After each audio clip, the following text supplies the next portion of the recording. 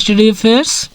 इस वीडियो में हम सर्कुलेटरी सिस्टम यानी प्रसंचरण तंत्र से संबंधित 100 से अधिक क्वेश्चन सॉल्व करेंगे। ये क्वेश्चन एनसीईआरटी बेस्ड होंगे, आपको बाइलिंगुअल में देखने को मिलेंगे। काफ़ी इम्पोर्टेंट क्वेश्चन है, तो चलिए स्टार्ट करते हैं। पहला क्वेश्चन है, मनुष्यों के भीतर पदार्थों के परिवहन के लिए क्या होता है? Digestive system, B option respiratory system, C option circulatory system, D option excretory system. तो सही जवाब है ऑप्शन सी, मनुष्यों के भीतर पदार्थों के परिवहन के लिए परिसंचरण तंत्र यानी सर्कुलेटरी सिस्टम होता है। नेक्स्ट, निम्न में से क्या परिसंचरण तंत्र का कार्य नहीं है? Which of the following is not a function of circulatory system? A option पोषक पदार्थों का परिवहन, बी ऑप्शन श्वसन गैसों का परिवहन, सी ऑप्शन नाइट्रोजनिक वर्ज्य पदार्थों का परिवहन, डी ऑप्शन जटिल भोज्य पदार्थों को तोड़ना।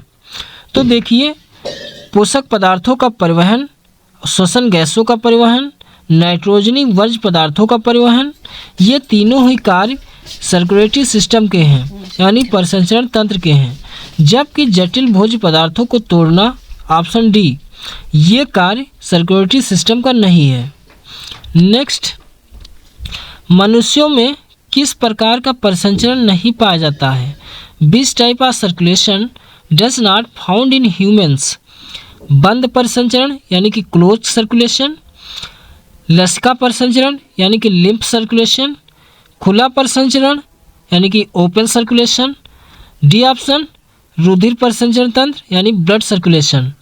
तो देखिए, ओपन सर्कुलेशन ये जो है ऑप्शन सी, खुला परिसंचरण तंत्र ये मनुष्यों में नहीं पाया जाता है, जबकि मनुष्यों का क्लोज सर्कुलेशन होता है, बंद परिसंचरण तंत्र होता है, इसमें लसिका सर्कुलेशन भी है और ये इसमें ब्लड का फ्लो किया जाता है, ब्लड को परिसंचरण किया जाता है, इसलिए यह ब्लड परिसंचरण तंत्र है। तो ये तीनों कार्य हैं, लेकिन सी ऑप्शन खुला परिसंचरण ये नहीं होता है। नेक्स्ट, मनुष्यों में रुधिर परिसंचरण तंत्र की खोज किसने की थी? ए ऑप्शन रॉबर्ट हुक ने, बी ऑप्शन विलियम हार्वे ने, सी ऑप्शन फंक ने, डी ऑप्शन लैंड स्टीनर ने। तो सही जवाब है ऑप्शन बी, मनुष्य में रुधिर परिसंचरण तंत्र की खोज विलियम हार्वे के द्वारा की गई थी। नेक्स्ट, रुधिर परिसंचरण तंत्र में मुख्य संवहनी पदार्थ क्या है? लसिका है, वाटर है, या ब्लड है, या हार्ट है? तो मुख्य संवहनी पदार्थ ये ब्लड है, ऑप्शन सी इज करेक्ट, रक्त। निम्न में से मनुष्यों में परिसंचरण तंत्र का एक भाग है, कौन सा इनमें से परिसंचरण तंत्र का भाग है? रुधिर यानी ब्लड, ब्लड वेसल्स, रुधिर नलिकाएं, हार्ट, या ऑल ऑफ दिस? तो सही जवाब है ऑप्शन डी, मनुष्यों में परिसंचरण तंत्र के अंतर्गत उपरोक्त सभी आते हैं, यानी रुधिर नलिकाएं और हार्ट ये तीनों ही परिसंचरण तंत्र के भाग हैं। नेक्स्ट, निम्न में से कौन एक रुधिर नलिका का परिकार नहीं है? देखिए, आर्टरी, धमनियाँ ये रुधिर नलिका का एक प्रकार है, यानी आर्टरियों में प्योर जो ब्लड होता है वो फ्लो होता है, केवल जो फुस्सीय धमनी होती है उसमें इम्प्योर ब्लड फ्लो होता है। सिराओं में, इसमें सारी सिराओं में इम्प्योर ब्लड फ्लो होता है, यानी अशुद्ध रक्त प्रवाहित होता है। किसका कैपिलरी में देखिए, जो आर्टरी होती हैं, तो आर्टरी ये बहुत पतली पतली केशिकाओं में मोटी है, ये आगे चल करके बहुत ही पतली केशिकाओं में डिवाइड होती हैं, इनको कैपिलरी कहते हैं। ये रुधिर नलिका का एक प्रकार है, यानी आर्टरी, वेन और कैपिलरी ये तीनों ही रुधिर नलिका का एक प्रकार है, जबकि ब्लड प्लाज्मा ये एक नलिका का प्रकार नहीं है, option A is correct. Next, निम्न में से कौन मोटाई के अनुसार घटते क्रम में है? Which of the following is an descending order by thickness? मोटाई के अनुसार कौन सा एक घटते क्रम में है? सही ऑप्शन है डी, सबसे मोटी धमनियाँ होती हैं, यानी धमनियों में बहुत ही प्रेशर के साथ ब्लड प्रवाहित होता है, ब्लड सर्कुलेशन होता है, इनकी मोटाई सबसे अधिक होती है। उसके बाद सिराओं का आता है, क्योंकि सिराओं का सारा इम्प्योर ब्लड जो है ये बॉडी से लंग्स में लाया जाता है, ये इनसे कम होती हैं। उसके बाद केशिका यानी कैपिलरी, जो महीन महीन आगे जो धमनियाँ होती हैं वो डिवाइड होती हैं, तो इनकी मोटाई सबसे कम होती है। यानी मोटाई के अनुसार सबसे मोटाई अधिक धमनियों की होती है, फिर सिराओं की, फिर केशिकाओं की। Option D is correct. Next question, कौन सी रुधिर नलिका केवल एक ही परत से बनी होती है? Which of following blood vessels are made up of only one layer, capillary, artery, veins या ए और सी दोनों? तो सही जवाब है ऑप्शन ए, कैपिलरी। ये देखिए कैपिलरी जो होती है ये केवल एक ही लेयर से बनी होती है, बाकी आर्टरी और वेन यानी धमनी और सिरा ये दोनों ही दोहरी लेयर से बनी होती हैं। तो option A is correct, capillary केशिका। नेक्स्ट, रुधिर और कोशिकाओं के बीच पोषक पदार्थों, वर्ज्य पदार्थों और गैसों का आदान प्रदान करने में कौन सहायक है? Which is helpful in exchanging nutrients, waste material and gases between blood and cells? Option C is correct, capillary. Next, निम्न में से कौन धमनी के संबंध में सत्य नहीं है? Which of the following is not correct about artery? यह रुधिर को हृदय से दूर ले जाती है, यह रुधिर को हृदय के पास लेकर आती है, इसमें रुधिर अधिक दाब और गति से बहता है, इसमें कोई कपाट नहीं होता है। तो ऑप्शन बी इज करेक्ट। निम्न में से कौन धमनी के संबंध में सही नहीं है?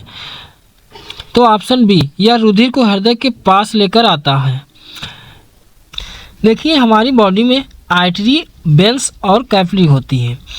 देखिए जो आर्टरी है यानी धमनियाँ हैं, ये हृदय से शुद्ध, हृदय के द्वारा जो ब्लड आता है ये संपूर्ण बॉडी में इन्हीं आर्टरियों के थ्रू पूरी बॉडी में सर्कुलेट किया जाता है, यानी धमनियों के द्वारा हृदय से दूर ब्लड को भेजा जाता है। जबकि संपूर्ण बॉडी का जो इम्प्योर ब्लड है वो यानी बॉडी से हार्ट की ओर जो ब्लड आता है वो केशिकाओं के द्वारा आता है। इसीलिए हमारा ये बी ऑप्शन है ये गलत है। यह हृदय को रुधिर को हृदय के पास लेकर आता है, ये नहीं है, यह हृदय से रुधिर को दूर ले जाता है। नेक्स्ट, निम्न में से कौन सिरा के संबंध में सत्य नहीं है? यह रुधिर को हृदय के पास लेकर आती है, इसमें रुधिर कम दाब और गति से बहता है, इसमें कपाट होता है, यह शरीर में अधिक गहराई में स्थित होता है। तो सही जवाब है ऑप्शन डी, यह शरीर में अधिक गहराई में स्थित नहीं होता है। बाकी ये तीनों वेन्स में जो रुधिर है या हृदय के पास सारी बॉडी में जो इम्प्योर हो चुका है ब्लड यानी डीऑक्सीजनेटेड हो चुका है उसको बॉडी से हृदय की ओर लाता है। इसमें जो कम दाब और गति के साथ ब्लड फ्लो होता है, इसमें कपाट भी होते हैं और इनमें वाल्व होते हैं। यह शरीर में अधिक गहराई में स्थित नहीं होता है, इसलिए यह option D is correct. Next, इनमें से अशुद्ध रक्त किस में बहता है? फुफ्फुसीय सिरा में, पल्मोनरी वेन में, फुफ्फुसीय धमनी में, पल्मोनरी आर्टरी में। तो कौन सा इनमें से सही है? देखो जो फुफ्फुसीय सिरा है तो सिराओं में जितने सिराएं हैं सभी सिराओं में इम्प्योर ब्लड यानी अशुद्ध ब्लड फ्लो होता है और ये बॉडी से ब्लड को हार्ट की ओर लाता है, फिर लंग्स में भेज दिया जाता है। तो जो फुफ्फुसीय सिरा है यानी फुफ्फुसीय पल्मोनरी वेन्स में केवल शुद्ध ब्लड फ्लो होता है। ठीक है, तो ये ऑप्शन नहीं है। फुफ्फुसीय धमनी, देखो जितनी भी आर्टरी होती हैं, धमनियाँ होती हैं, सारी धमनियों में शुद्ध ब्लड फ्लो होता है। केवल जो पल्मोनरी धमनी यानी फुफ्फुसीय धमनी होती है इसमें ब्लड जो है इम्प्योर ब्लड अशुद्ध ब्लड फ्लो होता है, इसलिए यह बी ऑप्शन इज करेक्ट, इसमें अशुद्ध ब्लड फ्लो होता है।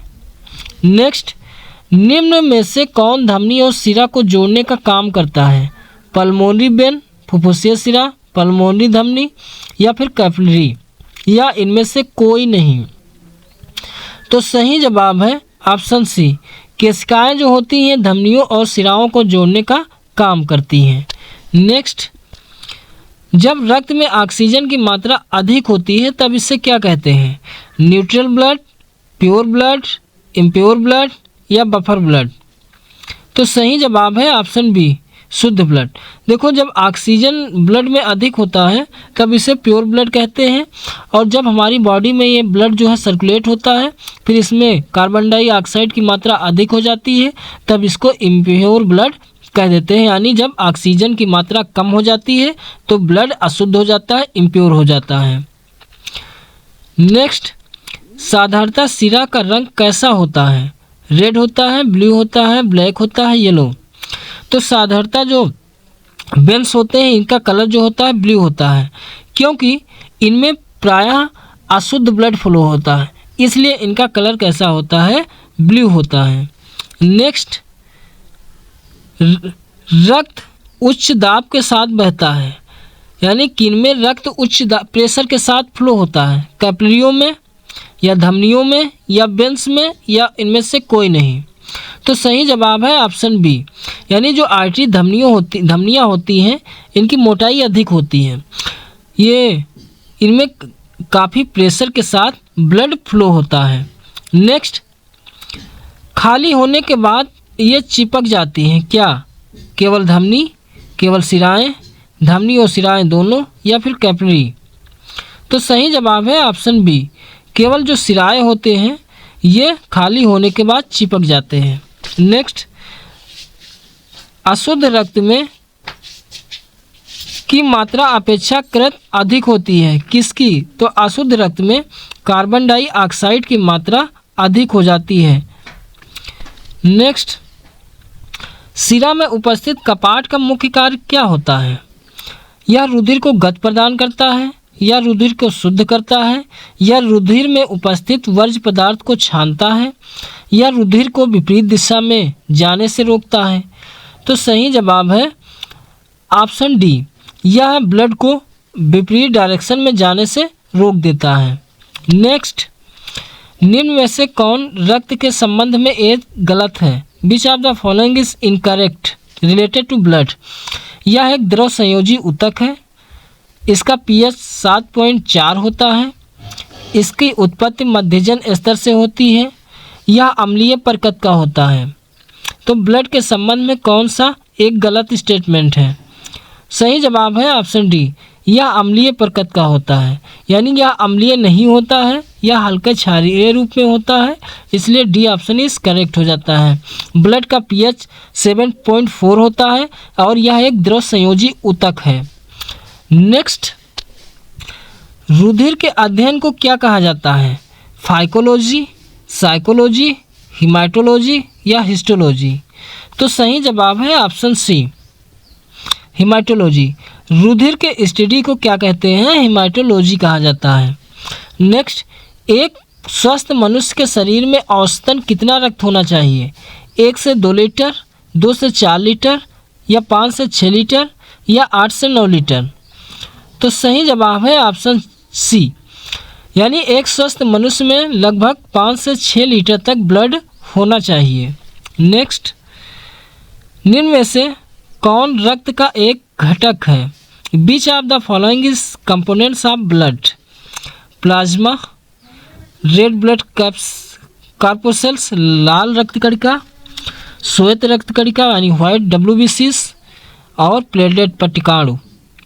तो सही जवाब है ऑप्शन डी, यानी प्लाज्मा, रेड ब्लड कॉर्पोसेल्स और वाइट ब्लड कॉर्पोसेल्स यानी RBC और WBC और प्लेटलेट्स, ये सभी जो हैं ये ब्लड के घटक हैं।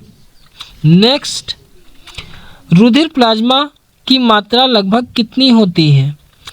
25%, 35%, 45% या 55%? तो सही जवाब है ऑप्शन डी, यानी 55% रुधिर में प्लाज्मा की मात्रा होती है। नेक्स्ट, रुधिर के प्लाज्मा में जल का कितना प्रतिशत भाग होता है? 40 से 45%, 50 से 55% या 60 से 65% या 90 से 92%? तो सही जवाब है ऑप्शन डी, 90 से 92% तक ब्लड में जल होता है। नेक्स्ट, रुधिर के प्लाज्मा का रंग कैसा होता है? हल्के नीले रंग का, हल्के पीले रंग का, हल्का लाल रंग का या हल्के हरे रंग का? तो प्लाज्मा का रंग जो होता है वह हल्के पीले रंग का होता है, क्योंकि इसमें ढेर सारी प्रोटीनें पाई जाती है, इसी कारण यह हल्के पीले कलर का दिखाई देता है। नेक्स्ट, प्लाज्मा की प्रकृति कैसी होती है? यह अम्लीय होता है, यह क्षारीय होता है या न्यूट्रल होता है, या इसके बारे में कुछ कहा नहीं जा सकता है? तो सही जवाब है ऑप्शन बी, यानी प्लाज्मा की जो प्रकृति है वह बेसिक होती है, यानी क्षारीय प्रकृति का होता है। नेक्स्ट, रुधिर के प्लाज्मा में उपस्थित घटक के संदर्भ में कौन सा एक सत्य है? इसमें जल 90 से 92% होता है, प्रोटीन 6 से 8% होती हैं और अकार्बनिक आयन जो होते हैं 1% होते हैं। ऑल ऑफ दिस, या ये सारे स्टेटमेंट सही हैं? तो सही जवाब है option D, all of this, यानी वाटर जो है 90 से 92%, प्रोटीन लगभग 6 से 8% और इनऑर्गेनिक आयंस 1% ये उपस्थित होते हैं रुधिर के प्लाज्मा में। प्लाज्मा में मुख्य रूप से पाए जाने वाले प्रोटीन कौन से हैं? Albumin protein, globin protein, fibrinogen proteins या ऑल ऑफ दिस? तो सही जवाब है ऑप्शन डी। देखिए, ये सारे जो प्रोटीन्स हैं, एल्बुमिन, ग्लोबुलिन, फाइब्रोनोजन, ये सारे प्रोटीन्स ब्लड प्लाज्मा में पाए जाते हैं, इसलिए सही जो आंसर है option D is correct. Next, protein की आवश्यकता रक्त का थक्का बनाने या स्कंदन में होती है। प्रोटीन का थक्का बनाने में कौन सी हेल्प करती है, यानी कौन सी प्रोटीन है जो ब्लड का थक्का बना देती है? एल्बुमिन प्रोटीन, ग्लोबुलिन प्रोटीन या फाइब्रोनोजिन प्रोटीन या नन ऑफ दिस कोई नहीं? तो देखिए, जो यह फाइब्रोनोजिन प्रोटीन है इसके द्वारा रक्त का थक्का बन जाती है। तो सही जवाब फाइब्रोनोजिन, ऑप्शन सी, फाइब्रोनोजन।